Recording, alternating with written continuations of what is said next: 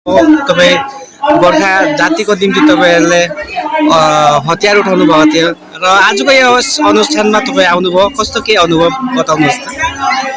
नमस्कार। आज इन्डिपेन्डेन्स डेमा हजुरको सामने उपस्थित हुन पाएँ।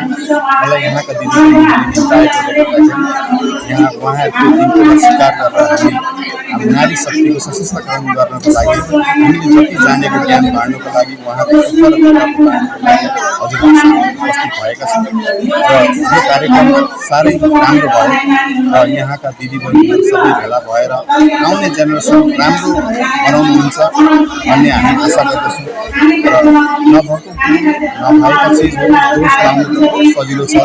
दोष लाउनु जस्तो सजिलो काम केही होइन, काम गरेर गाह्रो छ र गर्नेले के गरे त्यो भनेर होइन, हामी के गर्ने त्यो तर्फ लाग्नलाई हामी दिदीबहिनीको आएको। तपाईँहरूको डिमान्ड अझैसम्म फुलफिल भएको छैन? हेर्नुहोस्, डिमान्ड फुलफिल भएको छैन भन्न कदापि पनि हुँदैन। हजुर, किन हर चिजको समय लाग्न सक्ला। जसरी घरमा पनि छोराछोरीले आमा बाउलाई केही माग्दाखेरि सम्पूर्ण चिज कहिले पुरा हुँदैन, खुसी कहिले पनि पार्न सक्दैनन्। तर पनि आमा बाउले कोसिस गरेका हुन्छन् हमेसा आफ्नो सन्तानलाई केही दिएर खुसी पाऊँ भनेर।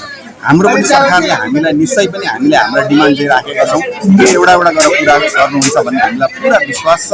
र हेर्नुहोस्, एक समय यस्तो थियो यहाँनिर हाम्रा मान्छेहरू घाँस र बाँसको तरासमा यहाँबाट वनिवास लागिसकेका थिए। कसरी हुन्छ, हाम्रो जग्गा जमिन बेचेर अरूपट्टि डम्किसकेका थिए।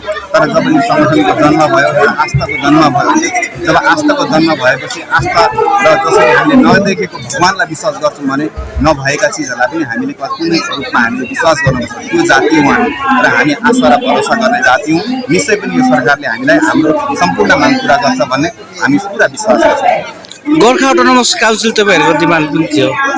पक्का हो, गभर्मेन्टले गोर्खा अटोनोमस काउन्सिलको लागि हामीले एउटा वार्ता गरेका थियौँ। त्यस वार्ताको रूपमा हामीले सरेन्डर गरेका हौँ। आज नभए भोलि हुन्छ, समय लाग्नु सक्छ। यो युजिपीको मात्रै माग नभएर हामी गोर्खा जातिको माग हो।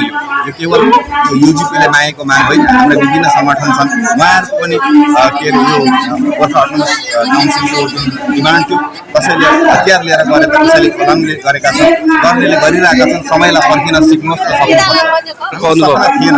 हजुर, हामी सपना बोकेर हिँडेको होइन, हामी सपनामा जिउने मान्छे हौँ। हजुर, हामी पनि दुई छाक भएका खान सक्ने घरका छोराहरू थियौँ। तर जातिलाई यो संस्थाको खाँचो थियो र खाँचोलाई महसुस गरेर हामी आएका हौँ।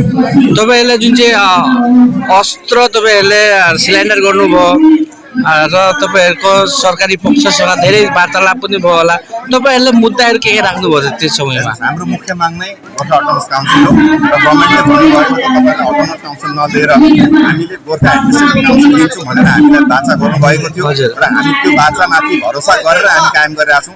हामी मात्रै गोर्खाको मात्रै लिएर होइन, आजको दिनमा त आज 2 दिनपछि हामीले अहिले United revolution forum of Assam भन्ने गठन गरेको थियो। यसमा जुन पनि अरू सङ्गठनले सरेन्डर गरेका थिए उहाँहरूले पनि हामी गोर्खामाथि भरोसा गरेर युजिपीमाथि भरोसा गरेर उहाँहरूले हामीले एकपुष्ट भएर हामी लाग्नुपर्छ भनेर हामीलाई हाम्रो साथ माग्नु भएको छ र हामी साथमा साथ हातमा हात मिलाएर अगाडिका काम गरिरहेका छौँ।